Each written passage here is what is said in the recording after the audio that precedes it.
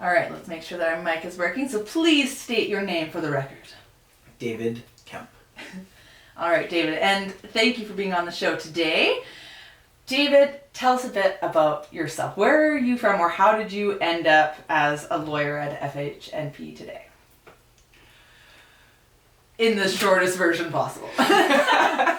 Yeah, telling the story about yourself is always so difficult because there's no story. It's what story am I telling today? Mm-hmm. So I usually like to start with I'm a Kelowna boy. Mm-hmm. So born and raised, KGH, baby. That's rare. That's rare. You're like a unicorn because most people are transplants to Kelowna. This is true. Yeah. And thank goodness they've made our city what it is. Yeah. I grew up at Kelowna Secondary School. And then just like any Kelowna person, I decided at 18 that Kelowna was the worst place in the world to live in. Yeah. And because that's all I'd known. Yeah. It's a small town, it's boring, it's old people, there's nothing going on here. Yeah. That's what every 17-year-old is probably thinking about Kelowna. Maybe that's changed, but Yeah. back then that's exactly how it was. Yeah. And I, just about every one of my friends, took off. Yeah. Everyone went to Toronto, Calgary, Victoria. Of all places, I decided I was going to Edmonton. Perfect. Right. I love really, really cold winters. I don't think I quite understood what I was doing. No. They'd given me a bit of a scholarship, and I'm not proud to say that in my 17-year-old brain, I thought the fact that the drinking age was 18 was just an awesome thing. It's a good factor. And so I went off to Edmonton. So I did a couple of years of university there. I was on my way to being a doctor, actually. That's what I thought that I wanted to be. Because when you're 17, you just don't know all of the options that are available. Now that I'm... Did you have a doctor's specialty you're going for, or just like GP? No, I wanted to be a pediatrician. Because growing up, I'd always loved... When I was 16 years old, I was a coach for the kids' soccer team. Yeah. I always loved working with kids. I was a camp counselor, things like that. Yeah. And I always just thought, I've got away with kids. Everyone tells me I've got away with kids. And I'd be great as a pediatrician. Yeah. So that was my thought about it. That was my idea, what I wanted to do. Without any thought to, do I like science? Do I want to be in school for 12 years? Yeah. Do I like anything about this at all outside of the prestige? And I mean, I didn't know. Yeah. And so I went off and I studied sciences, and for me, it was just banging my head against the wall. I loved physics. I was decent at chemistry, and I was fantastic at math. Mm-hmm. And so I just thought, giddy up, let's go. Yeah. But when you start actually making a career out of it, you got to start thinking about where you want to spend a lot of your time. Like what do you want to spend working on for 14 hours out of the day? Yeah. Because that's what it's going to take to be the best. And I just hated studying it.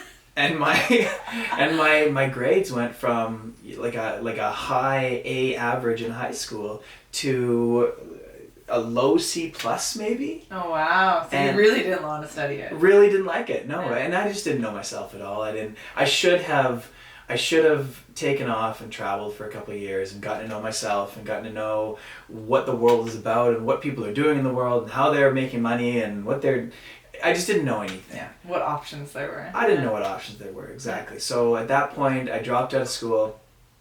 I completely hit reset. I went out and lived in Germany for a year as an au pair. Cool. So that's something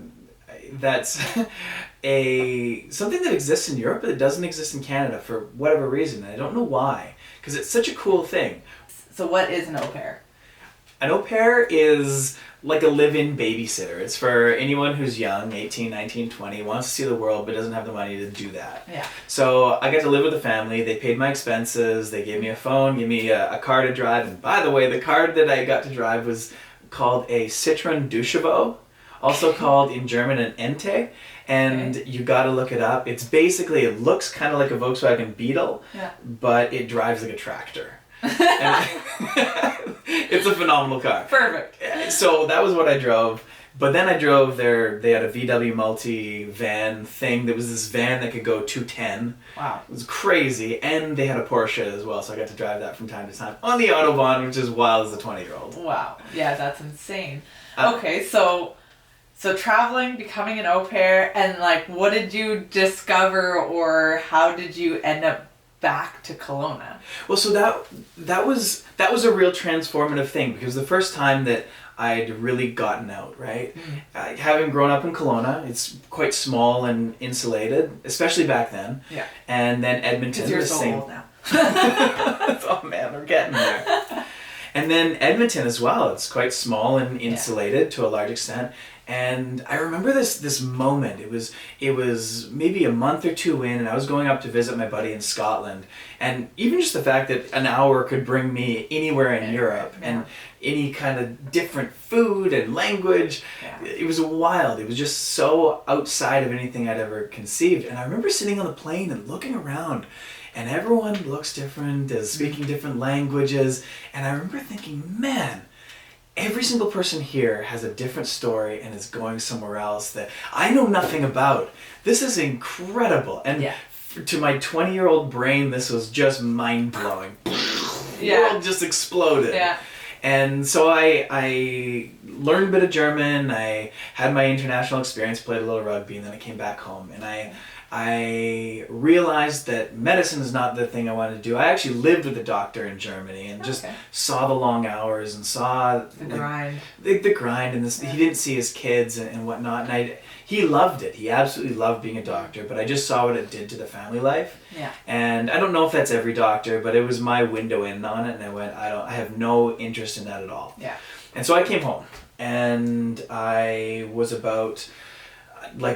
I was a button click away from becoming a French immersion teacher in physics. I was accepted at University of Sherbrooke for to be a high school physics teacher. Yeah. So I was going to learn in French and whatnot and come back and blah, blah, blah. And then I just chickened out, got cold feet because I was too unfocused. And by the way, that was sort of a theme in my life, I think, is that I just want to do all the things. My world had exploded, and suddenly I wanted to do all the things. So I couldn't focus. I want to be a teacher for the rest of my life, and so I chickened out. Yeah. Did degree in international relations, did a few study abroad terms, and that did nothing to focus me at all. Yeah. Just giving more options and places of the world. Yeah, that's right. After that, I graduated, and I had this idea that I was going to go out and do international development work. That was my thing. I wanted to go work for, what's it called? Free the Children, or some sort of organization like that. That's what I wanted to do. But what I realized after my general studies, essentially international relations degree from UBCO, I realized I don't have any skills to offer outside of my enthusiasm and sort of, I guess, general intelligence and whatever else. I didn't have any focused skills to offer, and that was a problem. So I thought that I was going to go into management, and I was looking up MBA programs and whatnot. And I remember one of my cousins, who's a lawyer, said, "You don't have any business experience to add an MBA to," and that's a general thing as well. I think he said, and looking back on it, it's kind of funny. He said, if you want to show people you can think, get yourself a law degree. And of course he was very biased. Yeah, a little bit. I think it affected me at the time. That totally makes sense. And Good logic. Yeah, now I see how funny that statement actually was. But anyway, so it was a way of developing a skill without narrowing myself at all. Because it's developing a skill in a certain area, but law applies to everything. Mm-hmm. Pretty much literally everything. Yeah. So I wound up going to law school, did my law school, which was the best time of my life so far. Yeah. In terms of just, you could walk into a place and there's 500 people and you know all of them and they're all on the same page. It was such an amazing community. Yeah. And got out, started articling with a small firm in Kelowna, which were fantastic, but they were a different model. They weren't like, we're going to mentor you up and you're going to become a partner. They were separate sole practitioners who were very good lawyers, but I wasn't part of their system. Yeah. And so I didn't get that mentorship that I craved and that I needed at that time, because, man, they tell you that when you do a law degree and then you do your articling year and you get called to the bar, you are now a lawyer. You are not a lawyer. No. You are a person with a piece of paper that says you might one day be a good lawyer. Yeah, that's right, exactly. And I started realizing that it was a whole lot more like doing your CPA, where once you get your accounting degree, you can't call yourself an accountant. You're not that 3 years of CPA, that 3 years in the field, that's your hatching as a little baby accountant, right? Yeah. And for me, I hadn't really hatched as a baby lawyer yet because I hadn't had that mentorship. Yeah. So naturally, I decided at that time, by the way, this is me realizing I needed mentorship was kind of a vague idea. I didn't really know it. At that time, I thought that I was pretty good. So I jumped out to go in-house with a tech company, thinking I've got a good base of knowledge. I know this field decently well. It was sort of a new field at the time. And so I thought, this is great. I can leverage other senior lawyers and all the laws are online. Great. Yeah. And so I got into it and I did fine for them, but I found that I was really leaning on senior lawyers and I was really leaning on doing a lot of work, trying to just figure out basic stuff. And that's when I realized, oh man, right. That's what it was like being able to walk down the hall and ask a question. Yeah, that community aspect. Yeah, and it's so valuable and you don't realize it's valuable until it's gone. Yeah. And it's so funny because as much as we progress in how our society, like how we train for jobs, we really are still this feudal apprenticeship system. Yeah. As much stuff is online and is in podcasts and video tutorials and YouTube and whatnot, there's just no replacement for that person who can bring you along and teach you. Yeah, with their experience. Yeah. And so at that point I realized this was great, this was a fun experience, this was very valuable, and I think I provided a lot of value to the company I was working for, but I need to learn. Yeah. I need to really get in, learn some hardcore skills, and learn to be a lawyer, essentially, the business side as well. Yeah. And so I started looking around, and that's when I came on FH&P. They had some fantastic people. One of the biggest motivations was one of the first lawyers that I ever met in town, and probably the lawyer I had the most respect for was Nancy Ling. And I just loved the way she practiced. I loved the community that she kept around her. And I loved the fact that, you know, when you look at a person, you're like, you're doing exactly what you should be doing. Yeah. And that's what she had. And FH&P was growing at the time. We're really growing now. Yeah. We have aspirations of being the #1 law firm in the interior of BC. Yeah. And that's new in the last couple of years. So that was exciting to me. Yeah. And so the mentorship mixed with the growth, I figured that was a place I was going to be, and so that's where I am. That's where you are. Cool. Yeah. Very cool. And along that journey, somewhere in that mix, you also joined an organization called Junior Chamber International, or JCI. Yeah. So tell me a little bit about what JCI is and why you joined it. Yeah, that was looking back probably one of the most important things that I've ever done in my life. And I know that's a big statement for a guy who's had a lot of life change and experience up to this point.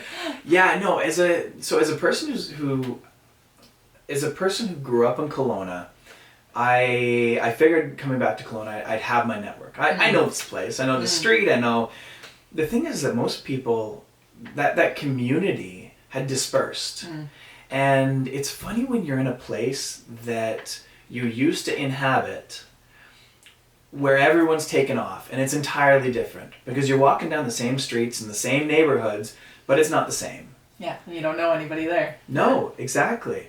And you almost feel like a stranger in this place that used to be so familiar when you were young. And so when I came back into Kelowna, that was sort of the feeling I had. Most of my community dispersed.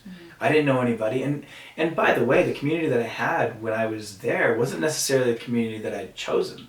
It was the community that I'd developed from high school. Yeah. And so coming back into Kelowna, I was brought in by Colin Krieg, Alex Miller, and I think that was it, yeah. Because I kind of knew them through the community. I'd gone to school with Colin and Renee Bourgault as well, and I'd gone to school with Renee as well. And so I came out and I immediately went, oh, this is my community. Yeah. Because it was a group of motivated people who were interested in the community and interested in their impact in the community and really having an impact on where Kelowna's going and really focusing on where they're going as individuals. Mm-hmm. And if I could choose any community, that's what I want to choose. Yeah. People who want to do cool stuff and who want to become the best at what they do. Yeah. Like if I could choose a community, that's it. Yeah. And what blew me away the most is that, so I grew up on an acreage in southeast Kelowna, and something that you take for granted as a kid is that you just have kids around. If in a neighborhood you have kids around. Well, I didn't. Yeah. I had to bike 20, 25 minutes to reach the closest, we call it a country block. Yeah. And so I didn't. I had to make a community. Most people take communities for granted, and I had to make a community, and that is so difficult. Yeah, especially when you're a kid and you only have 2 wheels. Yeah, that's right. Well, I only have 2 wheels now too. Yeah, that's a whole other story. Right. That's my Vespa for the listeners at home. Yeah. So immediately seeing the sense of community that there was, I saw it for exactly what it was. This is a unicorn. Yeah. The fact that there's this community, this tight community of people who love each other, who want to do good in the community and who want to better themselves. I mean, and that was JCI. That was JCI. Oh my God, that was amazing. Yeah. So I dove in hard. I dove in head first, and it was probably the most valuable thing I did. Not necessarily for the wins that I had, but because of the losses I had. So I came in as, I just graduated law school. I just came from the big city. You know, I had a little bit of an ego, and I dress fancy and whatever, you know, whatever you're thinking. Yeah. And I came in with a little bit of an ego, and I suffered a lot of losses. I lost the effective speaking competition to Jean Bernier, entirely because of a lack of preparation. Yeah. I lost an election to someone in my first year running for a position. I was running for secretary, and keeping proper records and keeping the affairs in order of the and keeping track of everything that's written down in the bylaws, and that's literally what I do for a living. Yeah. And I lost an election to this guy. And I learned a lot of lessons in humility over the years, and that was really valuable. Yeah. And now I'm coming off of my last term as an executive, and I am totally different from when I first joined it. JC is such an incredible organization. They do such amazing things, and I just see our group really launching right now. Totally. Yeah. And it's that strength of community that's so valuable. We like to say that even just being added to the Facebook group is like 90% of the value right there. Yeah, value add for sure. Yeah, because that's where we put up our, hey, I'm doing this. Hey, we've got this cool event coming. Hey, there's this great learning opportunity. Hey, there's a group of us going out. Yeah. And it's this community that holds the value. Definitely. And so with the JCs, I mean, you had some losses when you first started, which was probably a good thing. You know, it's humbling to not win all the time. And through that, I mean, you've been part of the JCs for how many years now? I'm going on my 4th. 4th year, okay. And you started to get some wins. Like, you did end up on the executive, and you have been winning and getting good value out of the JCs. And I think part of that, and part of what's brought you here today, is the JCI Farm Project. So tell me about why that started, where it started, and where it's going. Yeah, okay. So I think the JCI Farm Project is one of the biggest lessons in community that I've learned, and the power of community. There is absolutely no... I get a lot of credit for the JCI Farm Project as if it's this cool thing I've created, but it's... it was such a mess from the start, on my end, of course. It's not... Yeah. And the only reason why it got pulled through or had any kind of success at all is because the community saw what I was trying to do, said, yeah, we believe in that, in a very early adopter kind of way. Like they looked at this mess and said, I see what you're trying to do here. You can see the vision through the mess. I can see where we're trying to go, and I believe in that. Yeah. They didn't need to see this finished product yet. They didn't need to see success yet. They grabbed on because they believed in it, and we had this group of people, this community that started to jump in and help, and I couldn't have done even a 10th of what I accomplished without everyone there. And so what the JCI Farm Project is we've taken on a 1/4 acre of land over at Helen's Acres. Helen's Acres is 20 some acres of land that was originally owned by Gordon Helen, is that right? Yeah. Okay. Siegler, I think was Yeah. their last name. They've been described as propane barons in town. Yeah. And as they were getting to sort of the end of their lives, or in their 90s, Gord started trying to figure out what he's going to do with the property. And for whatever reason, this property wasn't going to go, he didn't have any kids, but this property wasn't going to go to Helen's kids. For tax reasons or whatnot. They were well taken care of, as far as I understand. And so he put it out to the community and said, who wants to take my farm? And you got to do something good with it. So there was something like 30 applicants, and UBC was one of them. I can't remember the other ones, but Trinity Church actually won it. Yeah. Essentially because they said, we have the money to carry this forward, to be able to make something of this. And we like your vision for what you want to be. And what he wanted is he wanted a place for sustainable agriculture to be conducted and to be taught. And he wanted a place for transition housing for people coming off of addictions and whatnot. The second one is tougher because it's ALR land, so it's tough to house people on it. But the first one, they've done an amazing job with. Yeah. They've pulled off something like 1 million pounds of scrap metal off of the thing. Oh, yeah. They've chucked $500,000 into redoing the house and cleaning it up and making it this amazing facility that the community can now use. And this will be, like how the innovation center is for tech companies, this will be like an incubator kind of thing for social enterprises and community organizations. It's incredible. Yeah. So they give off a 1/4 acre section to whatever organization wants to take it over, and will work the land. Yeah. Now, if you're selling the produce, then they'll charge you a plot rental fee. But if you're not, if you're just giving it away, then they waive the plot rental fee, and they give support all the way through. So we took a 1/4 acre of land, and we then had to outfit it, so irrigate it, plant it, work it. They don't get, once you're out there, it's yours. Yeah. So it's your disaster or it's your success. Yeah. It's really sink or swim. And so we grabbed onto this within about a week because it just dropped on my desk, and I said, well, we have to do this. Yeah. I don't care if we completely flop on this. We have to just grab onto it and do something. Yeah, and try. Yeah, because we have to, this is too good of an opportunity long term for us to give up. And so we grabbed onto it. We only used about half the plot because that's all we could afford to irrigate. Yeah. And people started coming out and working it. We just kind of did what we could. I didn't want to work anyone too hard. If people are tired or hot or have other things to do, there was no question of, hey guys, we got to stay and get this done. We just didn't get it done, and that's fine. Yeah. And what we found is that people loved coming out. People loved this connection with the earth, loved the ability to plant something and 3 weeks later come back and there's little sprouts coming out. And then 3 weeks after that, maybe you got something to harvest. Yeah. It was really cool. And a lot of the people that came out had never had any kind of experience with agriculture or gardening or anything like that before. I like to use the example of Amal, who literally, like last year, I think, she said it's on her bucket list to do manual labor. Yeah. What do you mean? I've never done manual labor before. Yeah. She grew up in a Saudi family that she had a cook and a driver, and they had people to tend to their gardens and their farms and whatnot, but she'd never done it. Yeah. And she's out there barefoot, digging in, doing tons of work and loving it. Yeah. And we had a lot of people, maybe not to that extreme. Most people had planted a home garden experience before, but yeah. But most people, like me, didn't really know anything about this. And we made a lot of mistakes.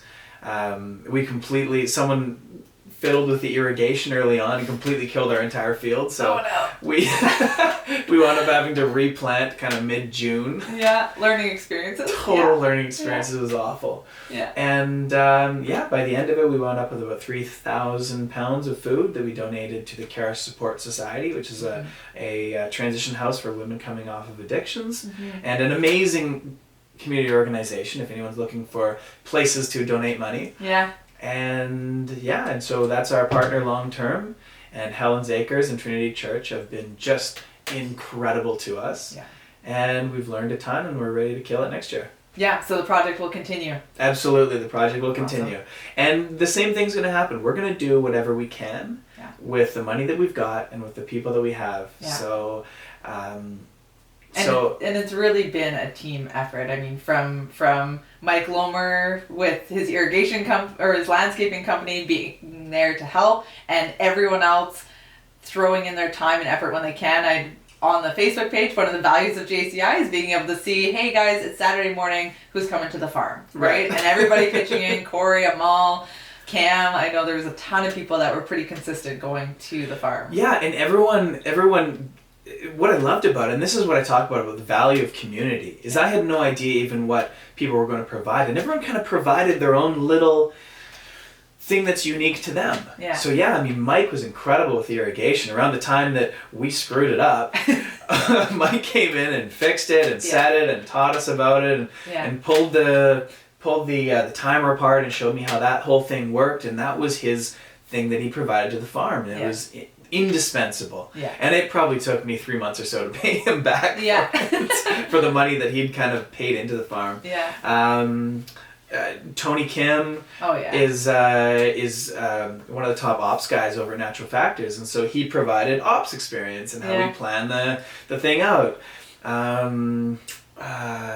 Katie Owens has done a lot of gardening in the past, and so she helped with a lot of the planning with it. Yeah. Amal was the motivator, and she also ran on-site yoga. She ran yoga in the morning. So we're doing it's kind of come out, do some yoga in the morning on a farm between the rows, and then have a big work day. And she was the militant one saying we got to do it barefoot. You gotta connect. Gotta get that connection. Yeah. And everyone just and Corey Omand said I need to be a part of this, and so she took me out shopping at Bylands. No, not Bylands. Well, one of the garden shops. She took me out shopping and dropped probably $250 just on planting a new row that we just harvested, and we had to put something in, and she put her own little flavor into it, and it was just so cool to see how everybody contributed in their way, as much as they could. And in a way that they wanted to. People brought their kids out, and their kids are tramping around and playing around with the dogs and the bugs and whatnot. Yeah. And it was just so cool seeing how everyone contributed like that.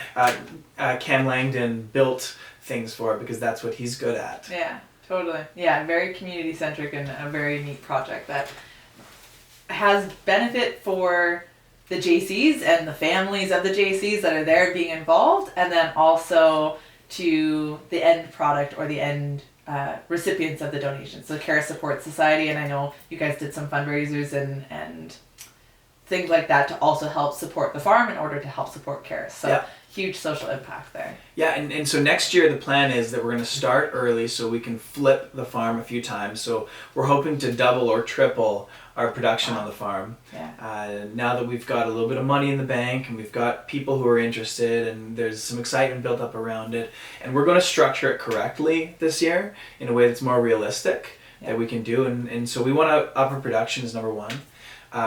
Number two, we want to choose the kind of produce that people are going to use. What we found is that we dropped some stuff off and they'd just be like, I don't know what to do with this. Yeah.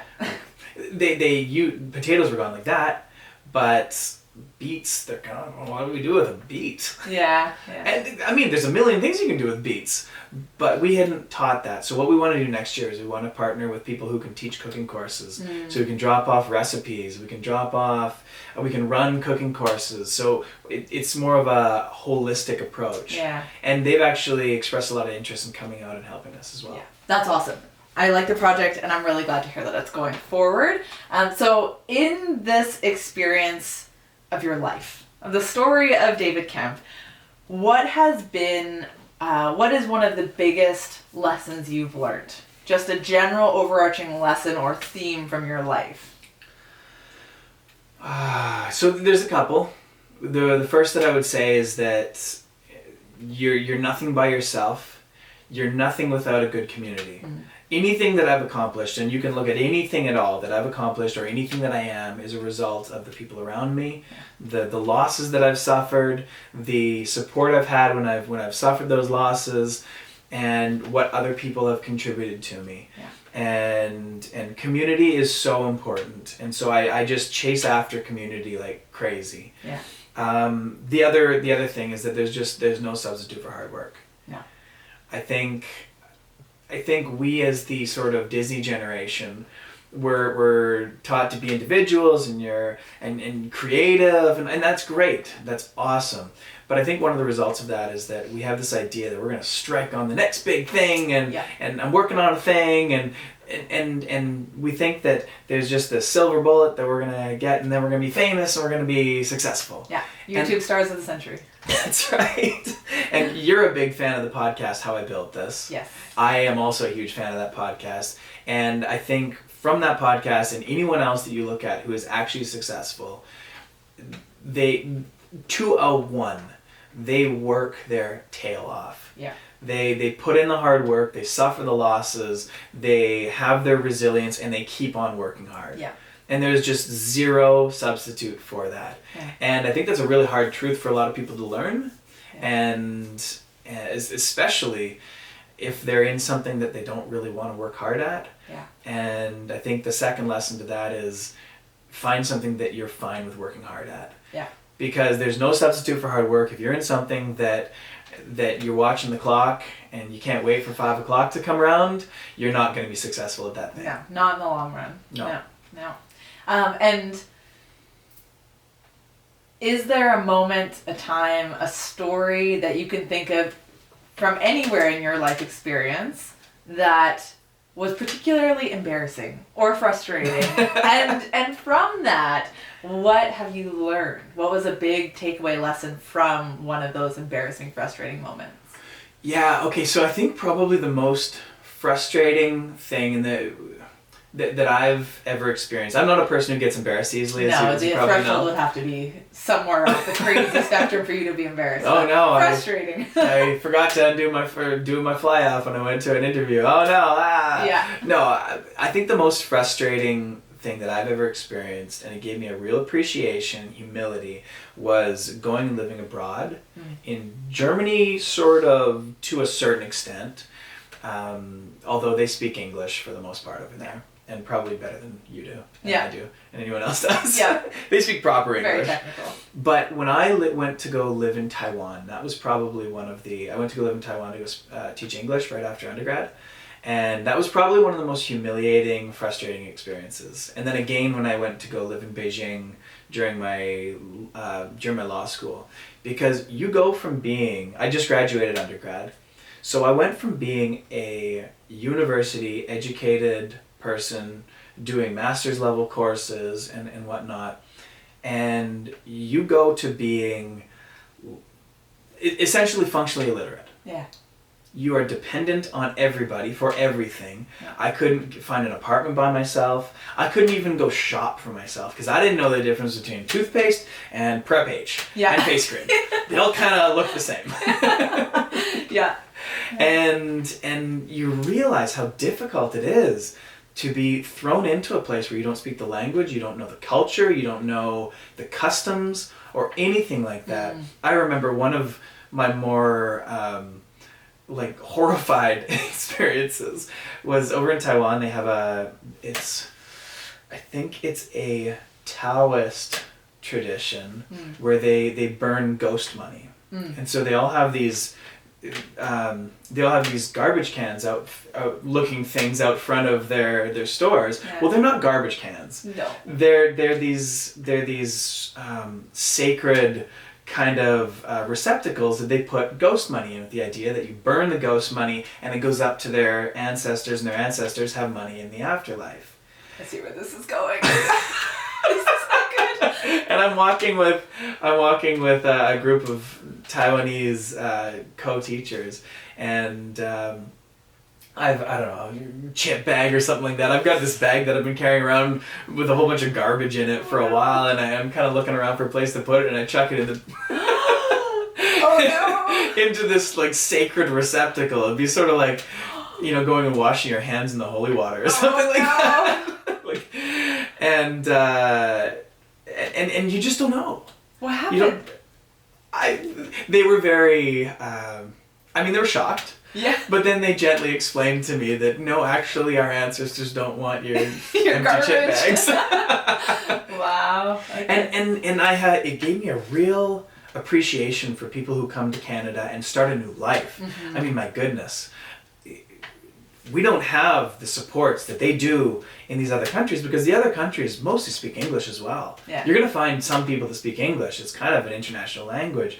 But if you're coming here from a country that speaks a language that we don't have a lot of in Canada, you're kind of on your own. Yeah. And that gives me a real appreciation, a real humility for people that have done that and continue to do that and have to pay their bills and are raising kids and are trying to develop a career, which they're not even able to work in the career that they had back where they came from. Yeah. So for me, that was the biggest lesson, was this, oh wow, this is difficult. Yeah.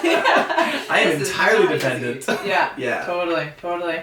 And okay, so with that in mind, what would be a piece of advice you would give yourself? Either in your adult years, if you could go back and whisper to younger David, do this, or here's my advice for you moving forward in your life, or from anywhere in your childhood, your teenagehood, anywhere in your life, what would be a piece of advice that you wish that somebody had given you or you would give yourself? Yeah. So I've kind of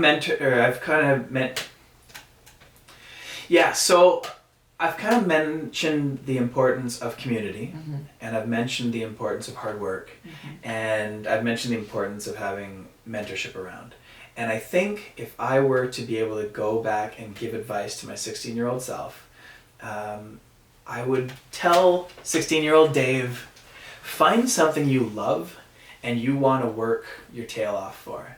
Don't worry about whether your career counselor or your parents or anyone has told you that you can make money at that thing, because nobody has all the answers. One thing I've learned from being a lawyer and being able to, a business lawyer especially, being able to look in at all these different ways people are making money. There's a lot of ways people make money, and a lot of ways and weird ways people make a lot of money. Yeah. The people that are making a cool $500,000 a year doing a thing you didn't even know existed are incredible. Yeah. And so this idea that, you know, you have to be a doctor or a lawyer or I don't know, what else, what's another profession that a career counselor would push you at, an architect or accountant, Right, exactly. You don't have to be those things to be successful and have a happy life and make a good amount of money and whatever else. In fact, those may not be the best solutions. Yeah. And what I would tell younger Dave is find that thing that you want to work your tail off for. Mm-hmm. That you love so much that you would just put 15 hours a day into. Because you're going to have to. Yeah. If you want to have any kind of measure of success, you're going to have to put that 12 to 15 hours a day into that thing to just get the reps and to get to become better than everybody else in that field and to become successful at it. You have to work hard. There's no substitute for hard work. Yeah. And there's no substitute for a good mentor. So those are the two things I'd say. Find that thing you absolutely love doing. Yeah. That you're going to work hard for. Yeah.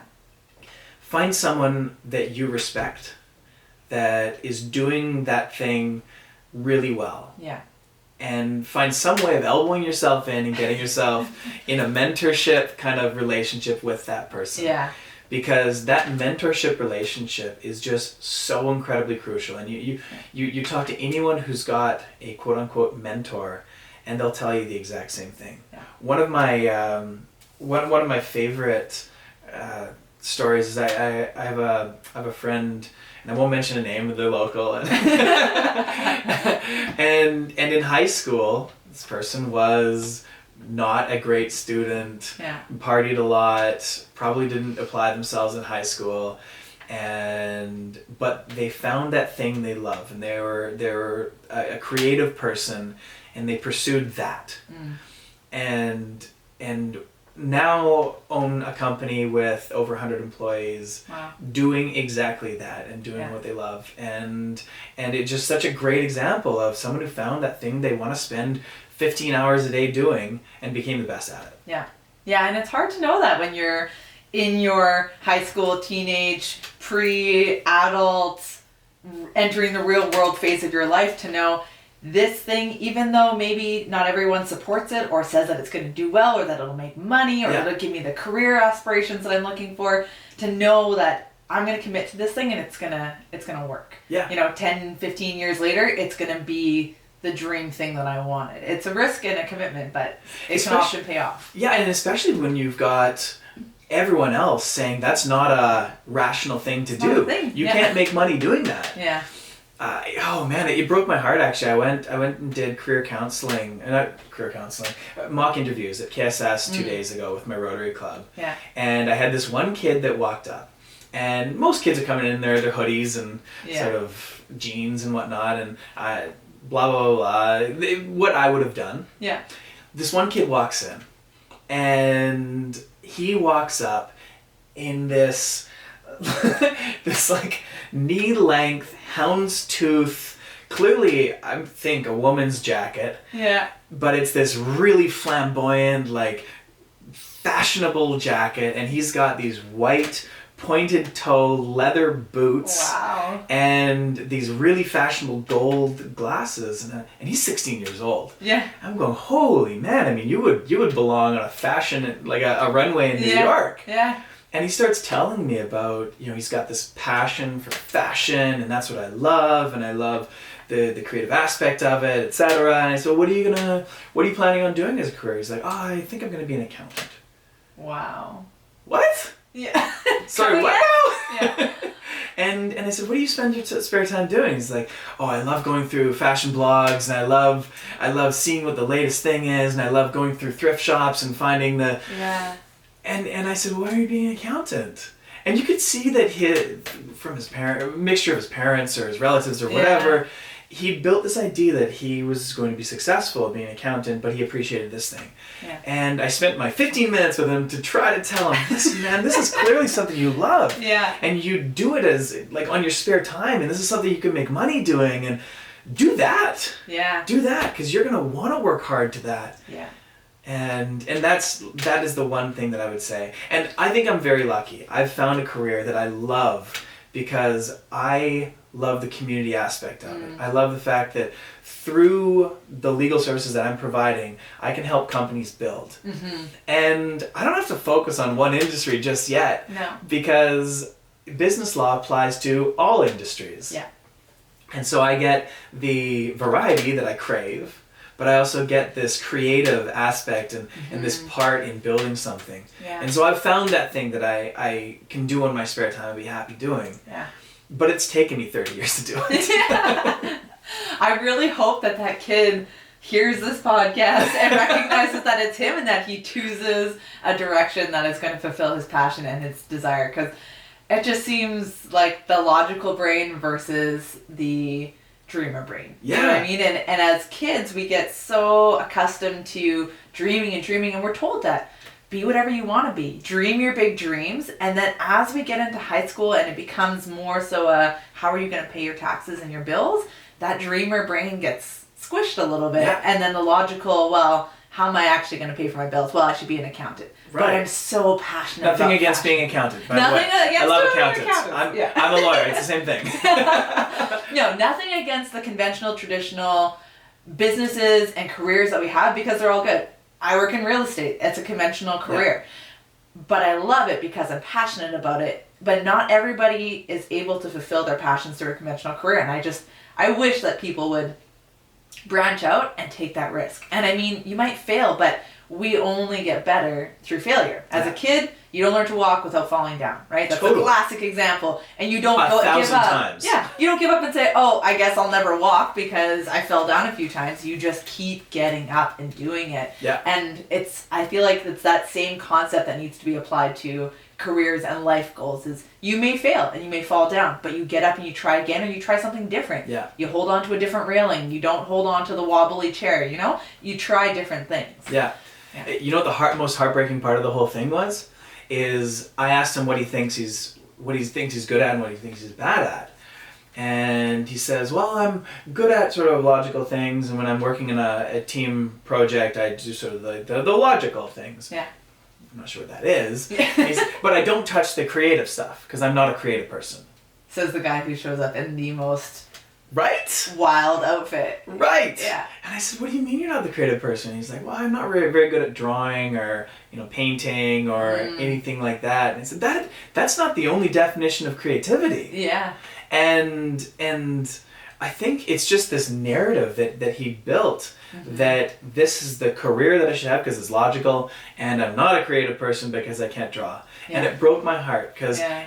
and this is coming back to the advice, if I could tell 16-year-old Dave one thing, it would be find that thing that you love, work hard at it because you're going to be successful and you're going to make money. Yeah. Totally. Absolutely. Yeah. That's good advice for everyone. Even at this point in your life, you can still use that advice and move forward with it. 100%. All right. And the one last question that I ask everybody. Actually, you know what? Before we get to that last question, what is your game plan? Where are you aiming to go? Either personal, professional, or with the JCI Farm Project, or all of them? So, if I were to talk about the next, say, 2 or 3 years of my life, I think the one word I would use is focus. Mm-hmm. Something that I've had a really tough time doing over the past, basically since graduating, is focusing on that thing that I'm happy to work my tail off for. Mm-hmm. And I do a lot of stuff to about 50 or 60%, and I do very little things to 90, 100%. Mm-hmm. And so I found an amazing place to work, and I found a job and clients that I love working with. Yeah. And I've got a relationship that is going amazing, and I've got a community that's incredible. Mm-hmm. And I want to focus on becoming the best at the career that I've got. I want to focus on being the best partner I can be, and I want to focus on providing value in my community in a way that's not going to affect the other two. Yeah, that in quote unquote theoretical balance, right? Of everything, finding where you can allocate your time. That's right. And I think a good realization I came to a little while ago is that if I don't do something, someone's going to. Mm-hmm. I don't have to care about everything. I don't have to be involved in everything. No. I can have my one place where I build community value in, and that will be the farm project. Yeah.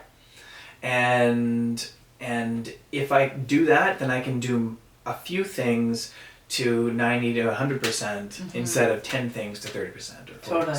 Yeah. And so focus, I think, is going to be a constant struggle, focusing on my relationship, focusing on my career, and focusing on the thing in my community that's going to make an impact without affecting the other two. Yeah, totally. And I mean, it's one of the beautiful things that I've discovered recently is finding ways, if you sit down, you can find ways to overlap them all, where your efforts in one area aren't separate from your efforts in another area, and they start to complement each other, and that's a beautiful thing. Right. Yeah. I mean, I started sharing the farm project stuff with the people at my job, and they started jumping in. Kate, my girlfriend, has been jumping into the farm project as well, and helped me with the fundraisers and and it's all sort of intermingling now, and that's really cool. Yeah. And she's getting involved with Karis. Actually, she's the one who brought me into Karis in the first place. Yeah. And the people at my job are getting involved in the farm, and the farm people are starting to, some of the farm people are starting to work with me as clients, and it's this little community that I've built, and I think if I focus on that, that's going to be really powerful. Totally. And one last question, what is a weird or fun fact about you that nobody would know? Okay. So, you know that game, Two Truths, One Lie? Yes. So the two that I usually use as ways to try to throw people off. One, I was number 2 in the province in speed walking when I was in middle school. Okay. And the second one is I carried the flag for Team Algeria in the Vancouver 2010 Olympics closing ceremony. What's the lie? You gave two truths and a... Oh, no, those are the two truths that I'll use and 2 truths and 1 lie. Yeah. Because they sound like they're probably lies. Yeah, totally. Yeah. Super random. Yeah. Super random. I didn't even know that speed walking was a thing you could participate in middle school. It was, yeah. Actually, in high school, I went back into it because we found out that if we win our category for one of the track and field events, we got a free trip down to Vancouver. Which is a big deal from Kelowna at that time. Yeah. Well, especially for a 16-year-old, right? Yeah. Get to go stay in a hotel by yourself, Ooh. blah, blah, blah. Yeah. And so we just chose the sport that nobody competed in. And me and a couple of my friends, we'd get dressed up in Hawaiian shorts and running shoes, and we'd just sort of walk around the track for 15 minutes. That's amazing. And people had to watch us because it was a legitimate event. Yeah, wow. And nobody else competed in it, so we were just automatically into the provincial championships. That's amazing. And then once we got down to the provincial championships, obviously there's people who legitimately competed in it and they beat the pants off of us, but we'd won already. We got our free trip. Oh yeah, you were already there. That was the goal. Yeah, amazing. So needless to say, you probably get to places pretty quickly these days. Yeah, I get there pretty fast, even on my little stubby legs. Yeah. And okay, quickly tell us, what is the story behind you carrying the Algerian flag? Oh yeah, so if anyone is looking, if you ever get a chance to work at an Olympics, take it. Yeah. What I realized the second that Vancouver got the 2010 Olympics, I realized I have to be there. I'd just gotten off coming back from Germany, and I needed that like international fix again. Yeah. And so I volunteered, and because I was giving all of my time, I booked my whole semester off. Wow. Pushed my graduation off by a semester and said, this is what I'm doing. And I also spoke English, French, some Spanish and German at the time. Yeah. And so they put me as an assistant for one of the national teams. And so I started out as an assistant for Algeria. And so I was driving the athletes around and doing various errands. And they put me up for free in Whistler for 3 months. Nice. And so that was cool. And then when Algeria went home, I was then a assistant for Team India. Yeah. Well, during my time with Algeria, I would get them, like I was kind of translating for them. Yeah. And their chef de mission was a cool guy, and he wanted us to come down and watch the events for free with him. Yeah. And so he'd pretend that I was his translator, and he'd be like, oh no, I gotta let him into the athlete stand, and he's translating it all for me. And the volunteers didn't really care at the start anyway. And so I go in, and as the Canadian skier is coming down, I'm the one blue jacket, if you remember the blue jackets from the Vancouver 2010. I'm the one blue jacket in the midst of all the other athletes. Yeah. And I should not be there. Yeah. And the Canadian skier, Eric Guy, comes down, and I jump up and I start chanting, Canada, Canada, Canada. And I realize that the CTV has a camera right there, and they turn it right up to me.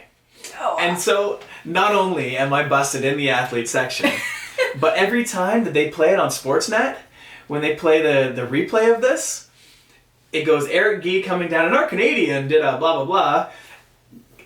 Eric Guy comes down, and then it's a clip of me chanting at the stand in my blue jacket. That evening, I get a call from the top head of the volunteers. I want to see you in my office. Oh.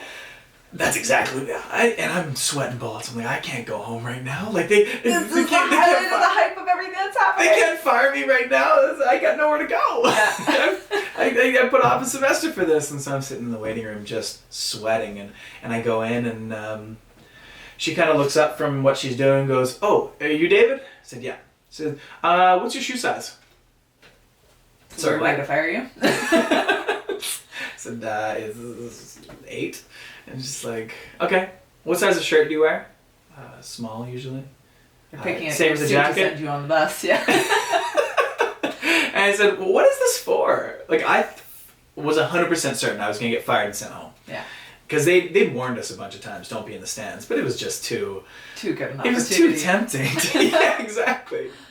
And she said, oh yeah, so Algeria's going home early because you have to pay for every night that you're in the Olympic Village, and their athlete was finished. So they're going home early, so they need someone to carry the flag. You want to carry it?